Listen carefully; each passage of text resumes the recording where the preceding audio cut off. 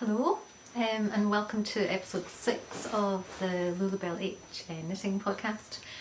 My name's Paula and I live in just south of Edinburgh with my husband and my cat. My cat, I've kind of changed positions today, so my cat is on her little electric blanket that my husband got her a while ago. It's been ages since I recorded. I actually meant to record weeks ago, at least a kind of month ago. I've had two kind of biggish knitting projects that I've been trying to finish, and I just, because of Christmas prep and other tedious life stuff, I wasn't able to finish.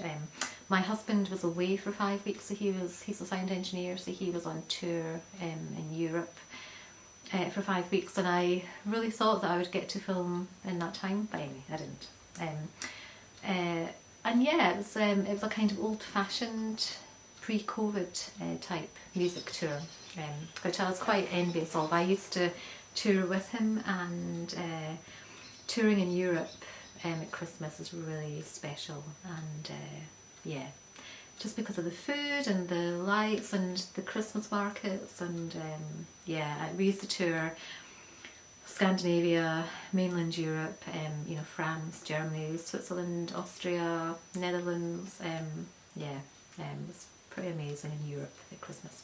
Anyway, so here I am. I have, do you know, it's going to be quite a slapdash episode because I'm not sure I'm quite got my full wits about me, so let's just go through it. I've got a few finished objects, and I've got one whip that's almost finished, and then a couple of kind of what I've got coming up. Yeah, so my first finished object is I finally knitted these are the Everyday Socks by Petiteknit.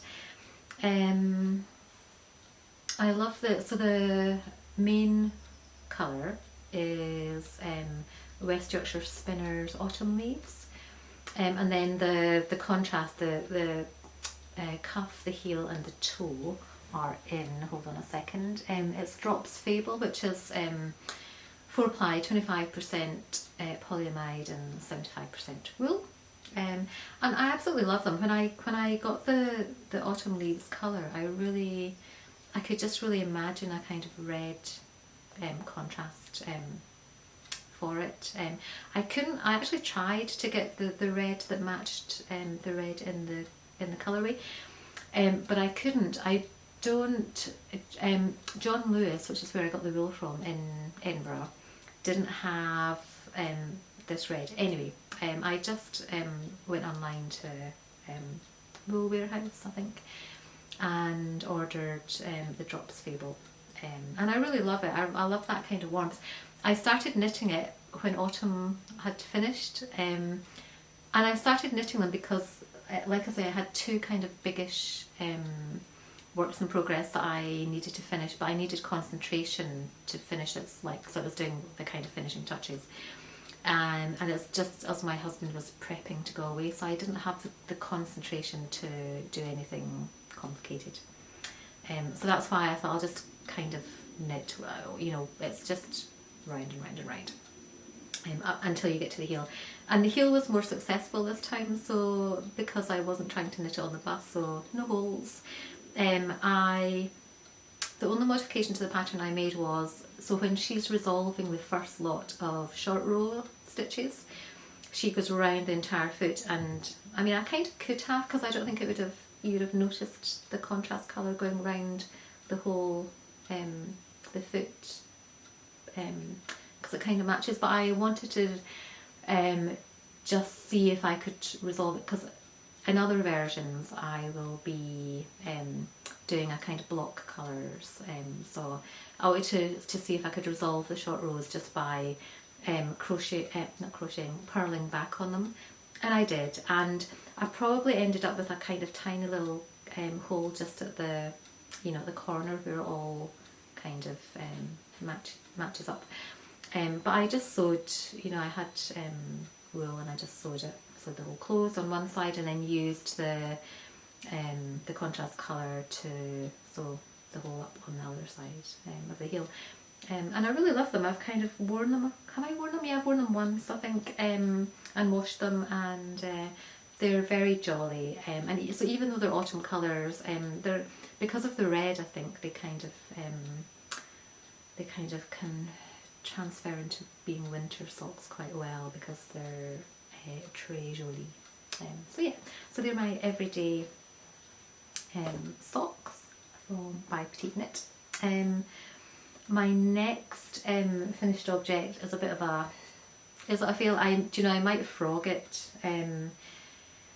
just because, so it's a Sophie scarf, using Jameson and Smith 4-ply, you know, those 25 gram balls of wool, and it's beautiful. I've never knitted with Jameson Smith 4-ply before.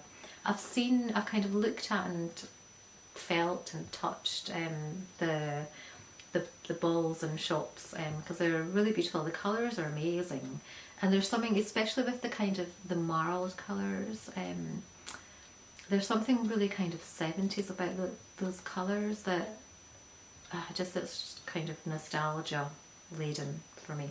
It just kind of takes me back to my childhood and the kind of the mittens that my sister used to wear and stuff like that. Anyway, so I started off, you can see, so this is me.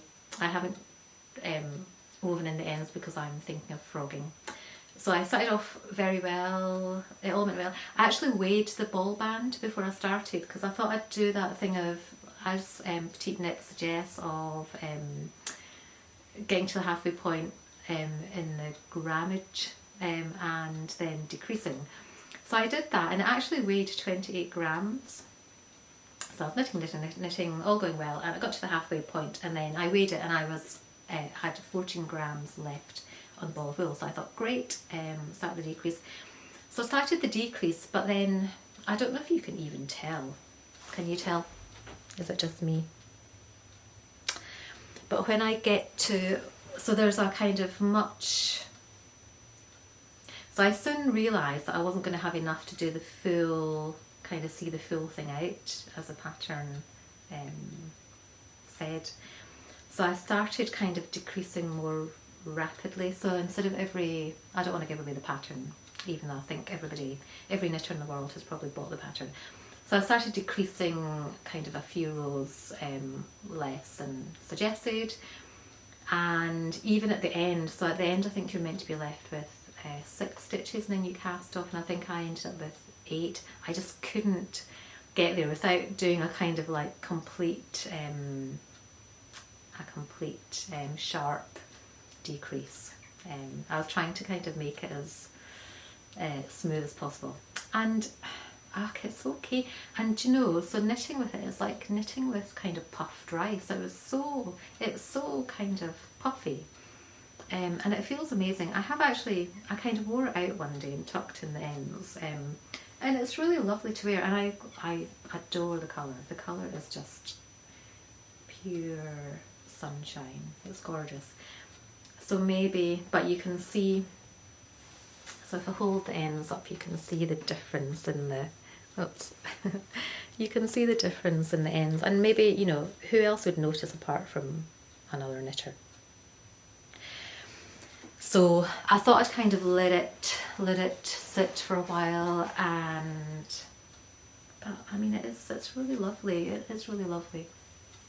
I don't really like, so I had a friend once, a colleague when I worked in Norfolk, who I taught to knit, and she picked up really quickly and she ran with it.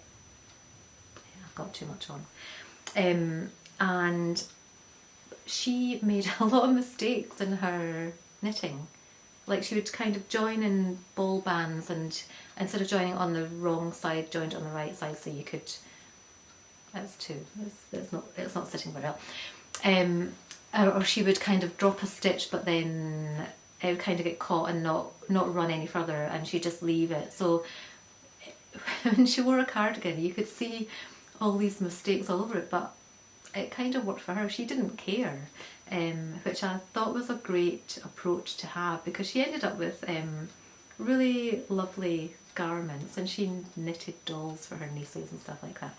And anyway, I really admired her approach and her willingness to kind of run with it and just not get caught. But that's not quite me. If I make a mistake, well, it depends, because I'll show you a mistake I made in my another finished object.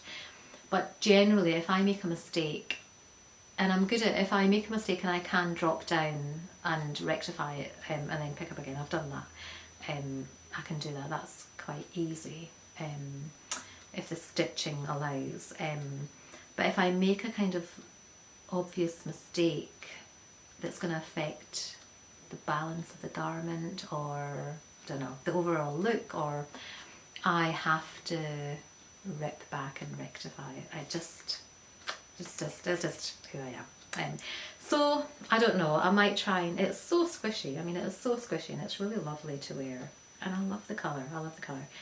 So I'll see. I might just weave in the ends, and because I don't really want to frog it. I've got I also, at the same time as I bought the yellow James and Smith, I bought a really kind of rich green, like kind of true green as well.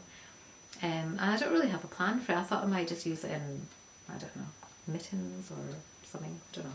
Just have it. So yeah, so I don't want to frog it, because who wants to frog? Nobody wants to frog. But yeah, so I'll see. It is lovely. I actually feel kind of better about it now I've taken it out again. So yeah, I'll weave in the ends, and that'll be that. Yeah, it's just one of those things. So that's my second finished object. So my next finished object is my kind of, I'm not wearing anything that I've made today. By the way, this is my Christmas dress that I wear probably like 3 days a year. So it's from Fat Face. It's not homemade, and I've just got my body warmer on to keep warm. So my next finished object is my waistcoat, which is kind of quite a big deal for me. It's if you've watched a previous episode, you'll see that I knitted my mother-in-law. It's a really old pattern. It's a Sunbeam Waistcoat, and my mother-in-law made me one in kind of off-white Aran. It's Aran weight wool. I don't know, about 25 years ago, something like that. And I loved it, and I literally wore it to death. And then, so all I salvaged from the original waistcoat was the buttons. So these are the buttons. And then I've made this waistcoat, again, if you watched a previous episode, you'll see I made this waistcoat in Drops Alaska brown, and loved that. The stitch definition on the Drops Alaska was really close to what I remember of the original waistcoat that my mother-in-law made.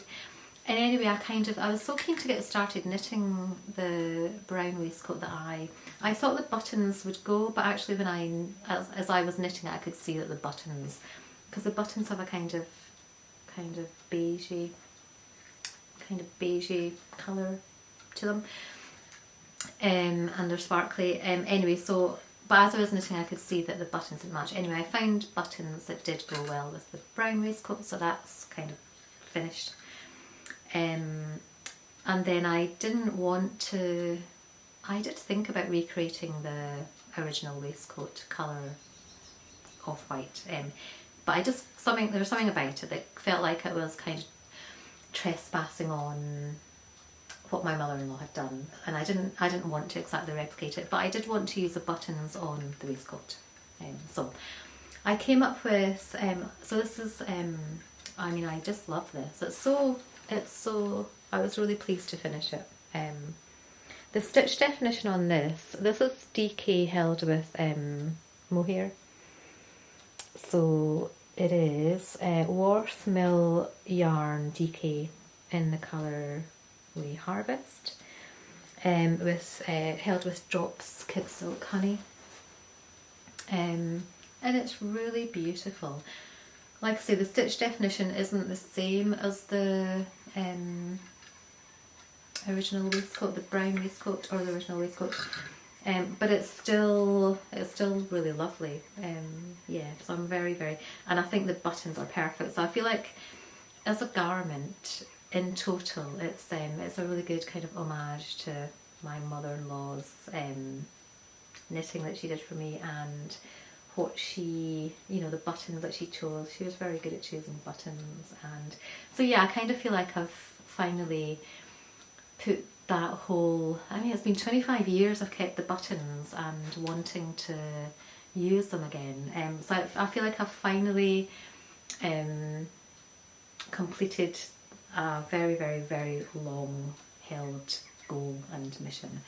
And I really love it. The buttons just sit perfectly on the waistcoat, and yeah, I'm really happy with it. So talking about mistakes, I actually I think it's this side, the left side, I somehow, and I really don't know how I managed it, I somehow dropped a stitch. So I had one stitch fewer from about, I think I dropped the stitch about here. It's covered by the buttons, so that's good. But I dropped a stitch around about here, which meant that my decreases on the, you know, on the collar, I had to rejig them. So I just kind of, yeah, I worked it out. I kind of charted it so that it worked out. It kind of came to the same point at the end. But I obviously just had to kind of distribute the decreases differently. But you can't tell, nobody can tell. And I wasn't, when I'd done, because by that point I'd done so much knitting on, like I'd done all this on the panelling, and especially the prospect of ripping back mohair is just, anybody who's tried to rip back mohair will know it's a non-starter. It just gets tangled, and the fibre kind of looks different when you rip it back as well. It's kind of not as fluffy. So I couldn't, I did contemplate knitting it back. The perfectionist in me contemplated ripping it back, and I decided just to take the hit, and I kind of realised that the finished object nobody would notice, and actually even I don't notice. Yeah, when I've had it hanging in the kitchen for a couple of days, just admiring it, because I just love it so much. So yeah, I'm really pleased to have finally finished it. Yeah, I'm just going to check the record time, because I just want to make sure. Hold on a sec. Alright, 18. Okay. So I've got a couple more. This isn't going to be a long episode. It's Boxing Day today, and it's a really beautiful, bright, sunny day in South Edinburgh. And yeah, so, but it's not going to be, I don't have any retrospectives, I'm not kind of getting into that. So I'm just kind of running through a few things. So the next couple of things I've got for finished objects are very small things, but I really like knitting small items, partly as a kind of palette cleanser, just that, especially when you've been working on like a big object like this. And the knitting, I've said before, the knitting the panels, knitting the 3 panels takes me 2 weeks. Because it's a really satisfying knit. The panels are good fun. Doing the baubles are great fun. But it's partly my kind of mental block of not wanting to do the finishing touches. So it's the picking up and binding off of all the edgings that puts me off doing it, and sewing it together, which is very boring. So yeah, so that's what puts me off finishing it. But anyway, so yeah, so when I've been working on excuse me, a bigger object, it's nice to kind of work on a tiny object or a smaller object, or just change gear, or yeah. So this is a teeny tiny object. It's a bookmark. Can you see it's got love hearts knitted into it. and it's knitted in, it's a Hermione Bookmark, and it's I've knitted it in West Yorkshire Spinners, the kind of rainbow colourway, because if you watched any of my other episodes, you know I like to show, highlight, endorse equal rights for gay people wherever possible. So yes, this is my gay Hermione bookmark, and I have used it actually. When I was a kid, my granny was a great crocheter, and her friends, and oh wow, there's deer in the driveway. Sorry, hold on a second.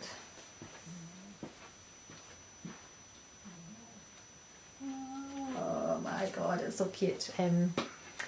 We have deer. I live in the countryside and we have deer. And I just saw a deer in the driveway and it's beautiful. There's one time I was, every spring I do the Couch to 5k, and I really enjoy it. But I always have to start at the beginning because I don't keep up the running in the winter at all. So there's one day, I mean quite often because I'm out, I like to get out, when I'm doing Couch to 5k I like getting up, getting out before I've had any breakfast, and doing it before anybody else. We've got like a shared driveway with 2 other houses, so I just use the driveway. It's quite a long driveway. I just run up and down the driveway, because I used to run in the gym, and I really love the running on a treadmill.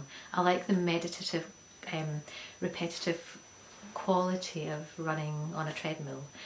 When I tried to run outside previously, I didn't enjoy it because it wasn't meditative. It was avoiding potholes and avoiding getting flies in my mouth and all kinds of things. But so I've kind of, having the driveway, like I say, which is kind of quite long, it means I literally just run up and down it, and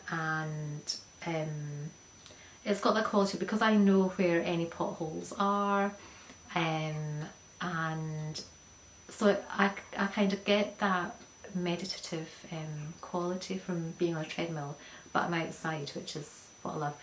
Which also means it's free because I don't have to pay to go to the gym.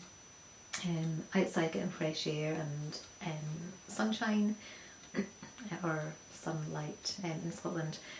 And so yeah, but anyway, one day, or a couple of days, but one day in particular I remember I was running down the drive and 2 deer just appeared out of the trees, so I was kind of running down the drive as they were running up the drive, and I just turned because I don't like to disturb them, so I just turned, but it was such a lovely moment. So yeah, that's dear. Anyway, I digress. So the Hermione Bookmark, it's a free pattern. I think if you want to knit it, you just Google it and you'll find it. Can't remember. It might be on Ravelry. I really don't remember where I found it. But yeah, it's just it's very sweet, and I use it often. I often have a few books on the go at the same time, and yeah, so that was just a fun thing to do. Oh yeah, so I was talking about my granny. So my granny and her friends used to crochet lots of stuff, but at one point they made me, or my granny made me, and I wish I still had it, and I don't, unless it's in the cupboard at my parents' house, but they made me this, or my granny made me this little yellow kind of bed for a tiny doll that I had. So it was probably about that size, and it had a kind of head covering, and then it was just like a baby's bed, and it had a kind of rocking, she had crocheted on a kind of rocking, a kind of curved stand, so it could kind of rock. And so I've tried googling this and I haven't entirely discovered how they did it, but so my gran and her friend crocheted a few things, and then they treated the crocheted garment with, I think I remember asking her at the time, and she said it was some kind of like sugar water solution, but I don't know. Anyway, it somehow stiffened the crochet. So that's how, you know, so she crocheted a rocking bed for my doll, put it in this sugar solution, and then it was kind of stiff, and you know, and I could put my doll in it. Anyway, I love that. I mean, so I love the kind of, I actually thought about trying to stiffen this to make it in a sugar solution, and that's why when I knitted it, I kind of googled how to stiffen knitted and crocheted items.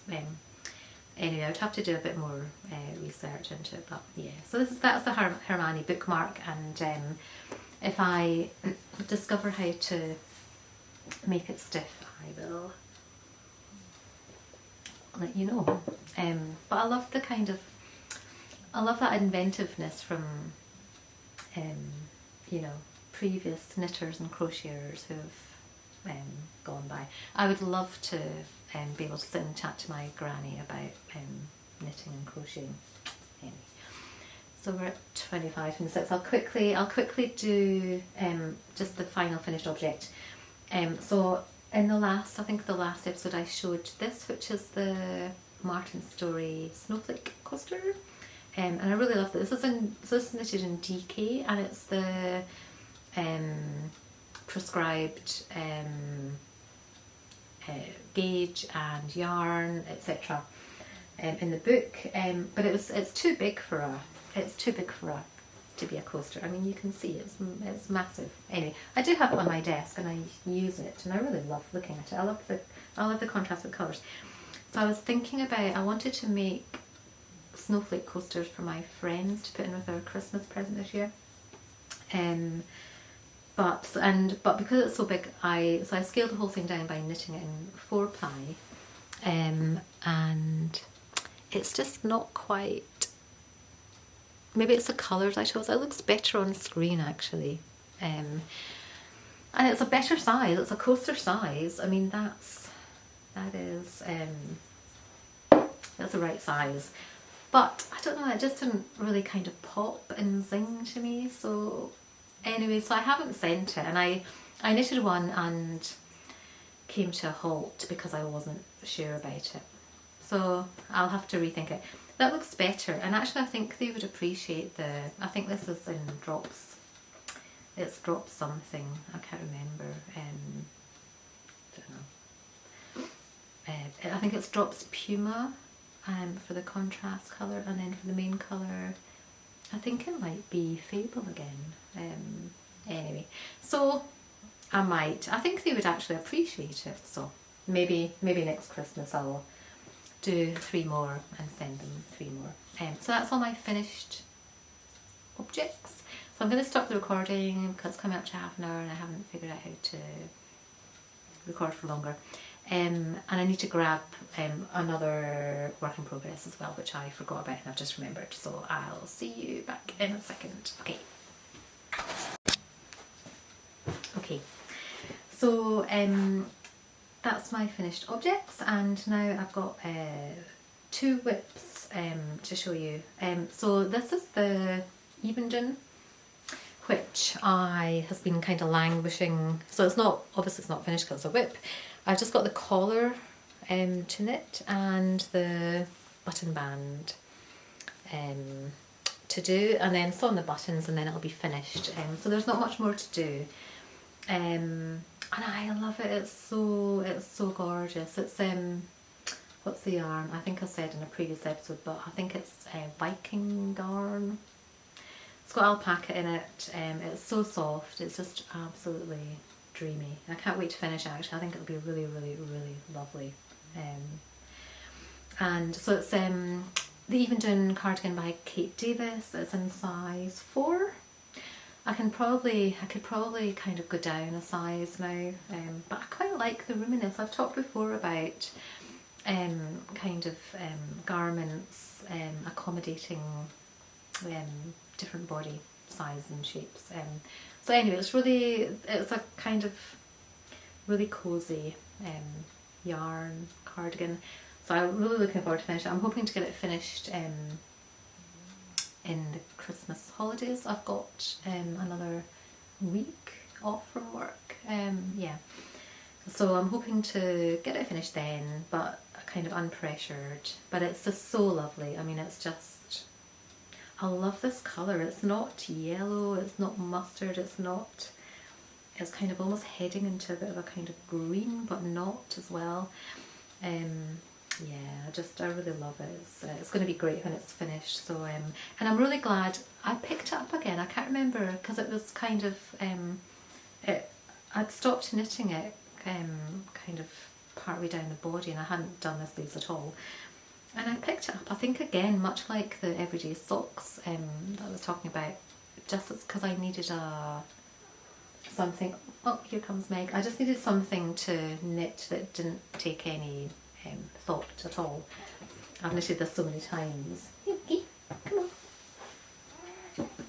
Come on, Mickey. So it's really easy. Hold on, I'm just going to grab Meg to come and make an appearance with Meg. Oh, I love my pussycat. You smell so good, Meg. I'm also watching my neighbours, well, kind of watching only for a couple of days, my neighbour's cat, because they're away. So she's very sweet as well. I had to bodily lift her out of the house this morning because she didn't, it's a little bit frosty. She didn't want to come out of the house. But anyway, so that's Meg, and then the neighbour's cat's called Cherry. So what was I saying? So, okay, I'm going to have to open the door for Meg. Hold on. Come on then.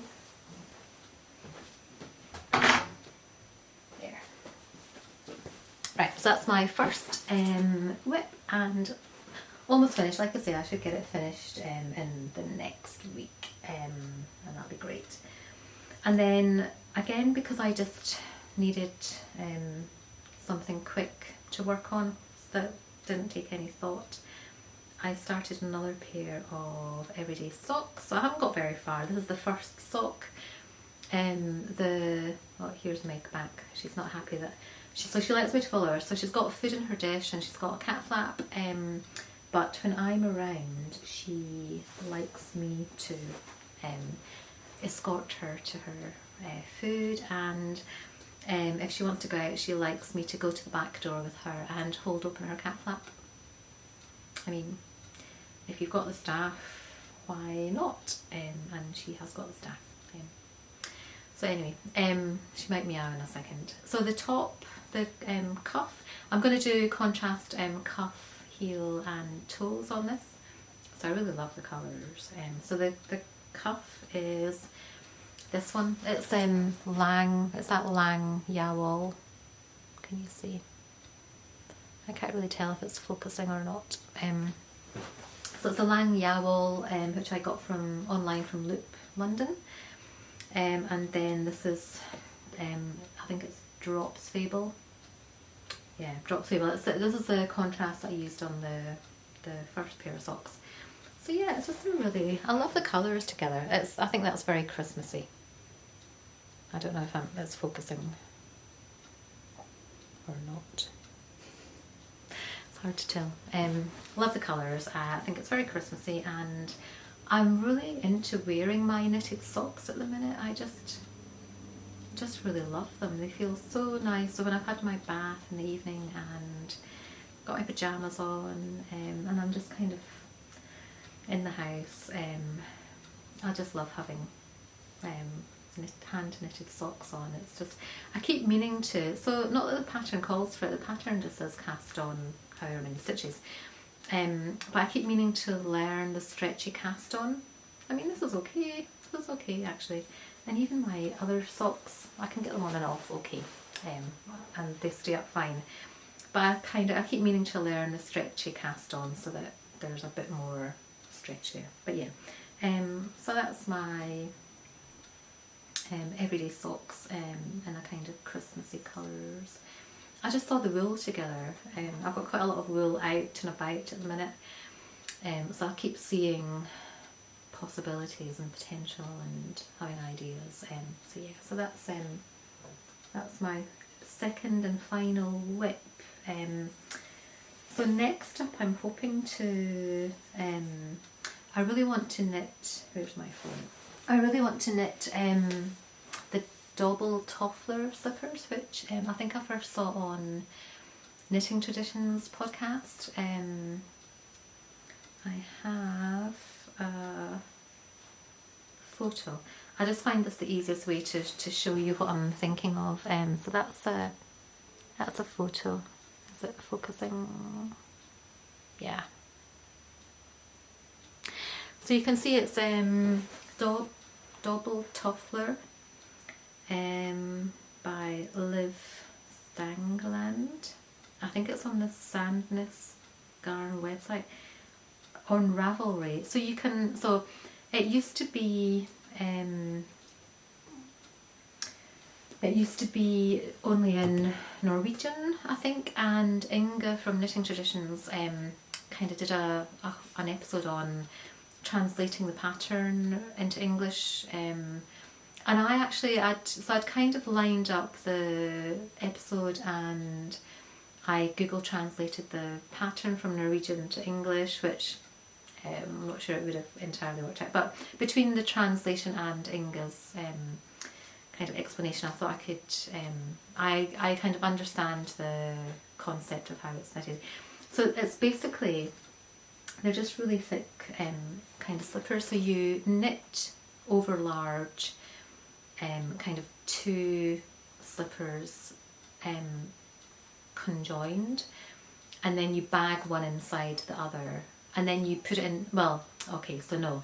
So then you put it into the washing machine to felt it, and then you bag one inside the other. So then you get this kind of double bagged, oh, Meg's gone back to bed, she's not at all happy with me. Then you get this really thick, double felted, knitted slipper. Come on, Meg. Hey, monkey. Hey. Oh, the lure of her electric blanket is too great. So yeah, so that's what I'd really like to. I've seen a few people have made them in Drops, Alaska, and I have, which apparently felt well, and I have some extra balls in my stash, so I'm gonna make that. And then the other thing that I want to make, which wasn't at all planned, when I was ill with COVID probably about a year ago, can't remember, a long time ago, months ago. It's the second time I've had COVID, and I can't find, those little things been kicking around my desk for ages, and when I went to try and find it today, I just couldn't find it. So it was when I was really ill with COVID and didn't feel like doing anything, but I was, didn't really feel like reading, I didn't really feel like knitting, I didn't feel like doing anything. But I kind of wanted something new to take my mind off the boredom of being locked in the living room for 3 or 4 days in a row, because I was trying to isolate from my husband. So anyway, I kind of followed an online YouTube for amigurumi, which is, well, I mean, this is amigurumi. It's kind of crochet. You get that? It's like a little crocheted animal. So for Christmas this year, my friend, when I'd been Zooming my friend months ago, I just happened to have the thing that I'd crocheted on my finger. I was just kind of messing about with it, and yeah. So anyway, she saw it and she was like, "What is that?" So I explained, and then she went and got this kit to show me, because she got it for her mum. Her mum's, I think, 94, but anyway, her mum just kind of past that stage of being able to, I think her mum was a great crocheter, but anyway, she's beyond the stage where she can do anything like this now, which is a shame. But so my friend sent it to me for Christmas this year. We were kind of trying to do a not over the top, excessive, going mad Christmas exchange this year. So she sent me this because she thought I would get use out of it. So you get the stuffing, and she, she's not gonna do any crochet.